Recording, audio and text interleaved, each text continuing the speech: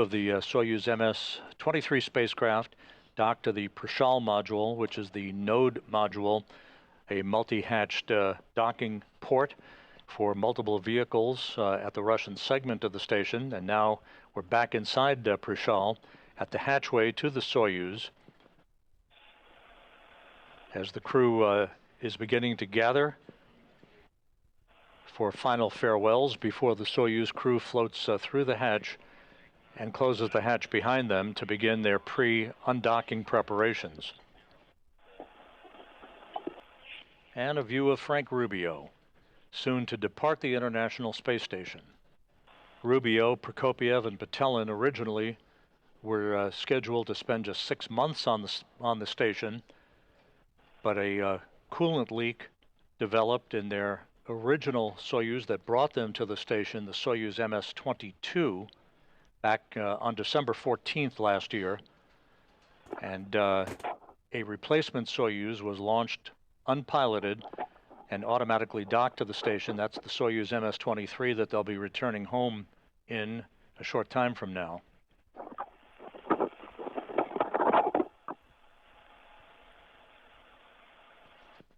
Once this farewell opportunity is concluded, Rubio, Prokopiev, and Petelin will float inside the Soyuz, and Kononenko will begin the process of closing the hatch on the Prishal module side of the docking interface.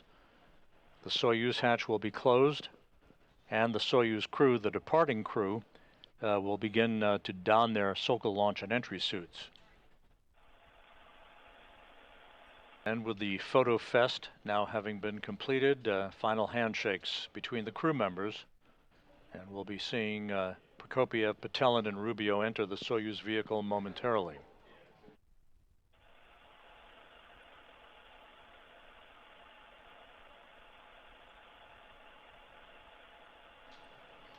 Sergei Prokopiev entering the Soyuz with his crewmates.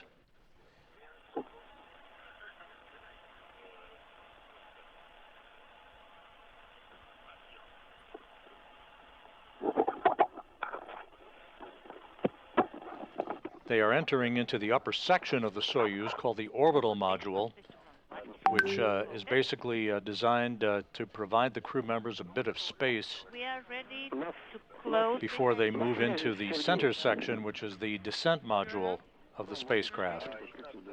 The station hatch will be closed first, followed by the Soyuz hatch, and that will initiate the start of leak checks over the course of an orbit or so, to make sure that we have an airtight seal between the two docking interfaces before the depressurization of the passageway is conducted. Undocking scheduled at 2:54 and 30 seconds a.m. Central Time, 3:54 and 30 seconds a.m. Eastern Time.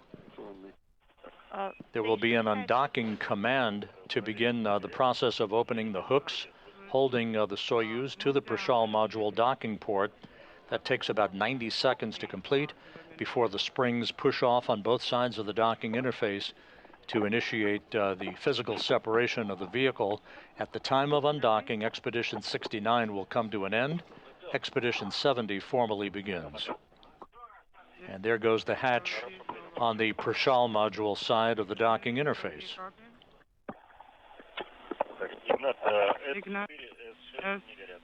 S4 and S6 are no longer illuminated. Copy.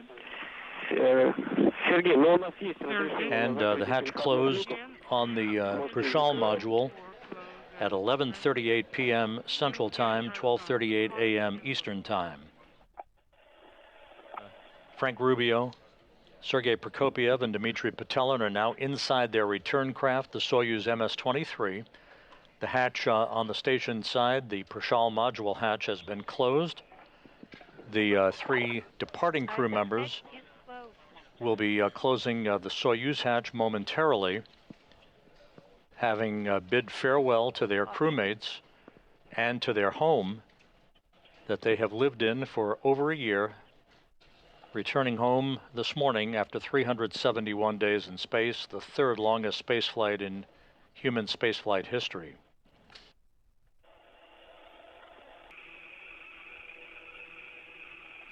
a good view of the three-sectioned Soyuz spacecraft. At the very top of your screen is the instrumentation and propulsion module with the solar arrays deployed. The center section is where the crew is strapped into their seats. That's the descent module, the only component that survives the heat of reentry to bring the crew home. And at the very top of the Soyuz, mated still for another couple of minutes to the Prashal module, that's the orbital module. Once a physical separation occurs, the thrusters on the Soyuz will fire in two separate separation burns to open a separation rate from the International Space Station to an ultimate distance of about 90 miles from the station for the deorbit burn later this morning.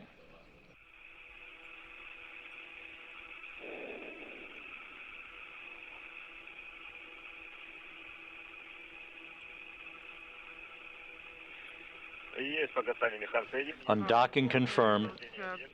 Physical separation confirmed at 2:54 a.m. Central Time, 3:54 a.m. Eastern Time, as the International Space Station flew over southeastern Mongolia. Frank Rubio, Sergei Prokopyev, and Dmitry Petelin have departed the complex that has been their home for over a year.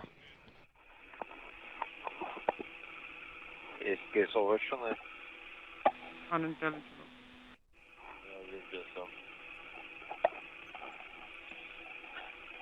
Next up, in about 2.5 minutes, the first separation burn to increase the opening rate between the Soyuz and the station. That'll be an 8-second burn of the Soyuz engines Please repeat, Ignat. with an opening rate of about 0.53 meters per second.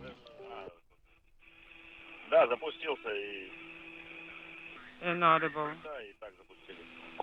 Yes, we send the command, but inaudible, both from the control panel.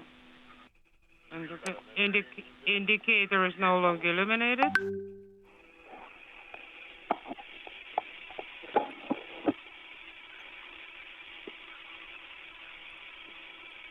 A very smooth, clean separation by the Soyuz MS-23, a great view as it flies over Mongolia.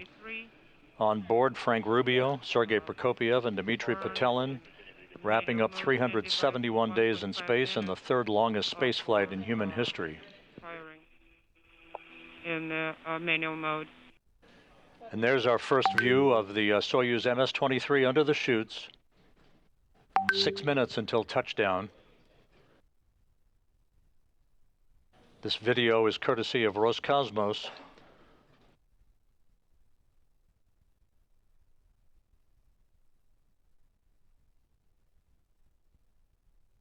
Soyuz descending at its normal rate of descent. Search and recovery forces are reporting back that everything is looking good from their perspective.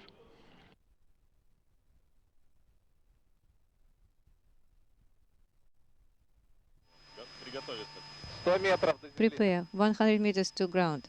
100 meters to go. The crew being told to brace for touchdown. Object getting close to touchdown. Object Touchdown. Touchdown confirmed at 6:17 a.m. Central Time. Rubio's record ride comes to an end as he, Prokopyev, and Petelin return to Earth after a 371-day, 157-million-mile journey at the International Space Station. check the arm. Check the cables.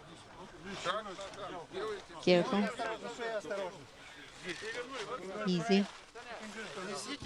Frank Rubio, the U.S. record holder for the longest single space flight in history, back on Earth. Here you are. Don't fall. Very nice to see you.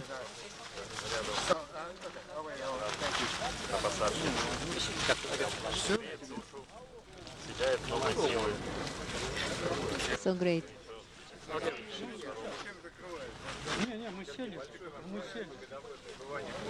We're all here.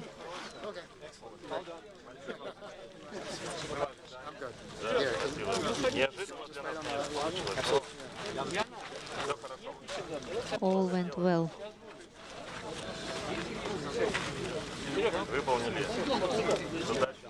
Great, thank you. Great. It's good to be back. You were the doctor on the crew, mate. How is in the space? How is your mate? Fantastic. Yeah, everybody did really well. You look very well. Thank very you. well. Thank you. It's good to be home. Thank you.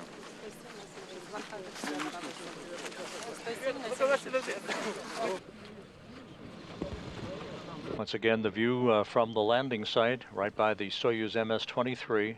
Frank Rubio on the left, Sergei Prokopiev on the right.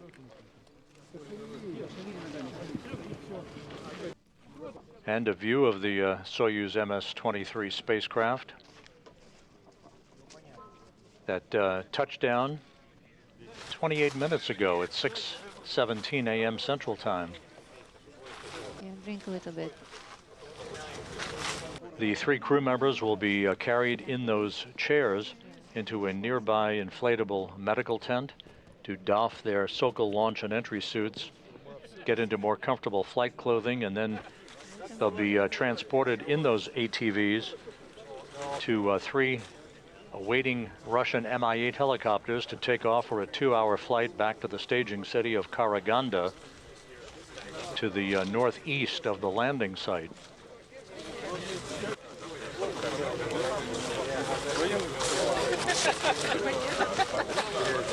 Soyuz didn't get any bigger.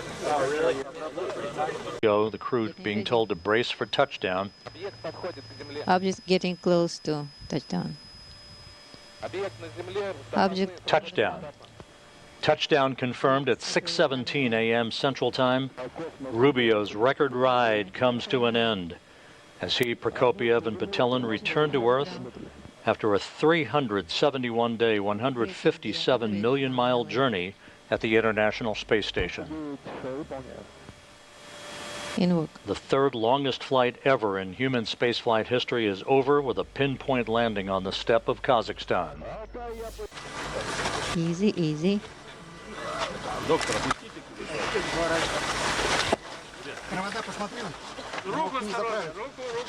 Check the arm. Check the cables. Careful. Easy. Frank Rubio, the U.S. record holder for the longest single spaceflight in history, back on Earth. Here you are. Don't fall.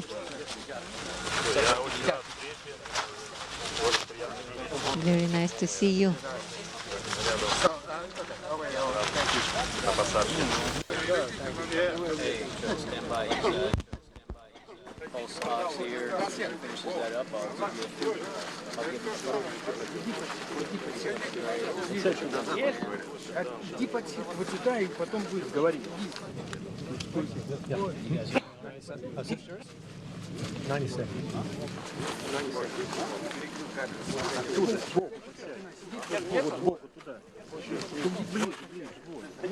Your foot this way.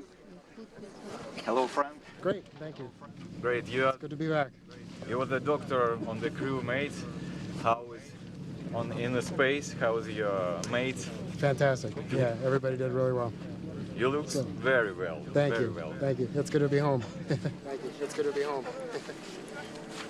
Thank you. Record ride comes to an end. See Prokopiev and Patelin return to Earth after a 300. Mirna Argueta, madre del astronauta Fran Rubio, no ocultó su emoción al saber que su hijo había regresado sano y salvo a la Tierra. Bien, me siento feliz, dándole siempre gracias a Dios.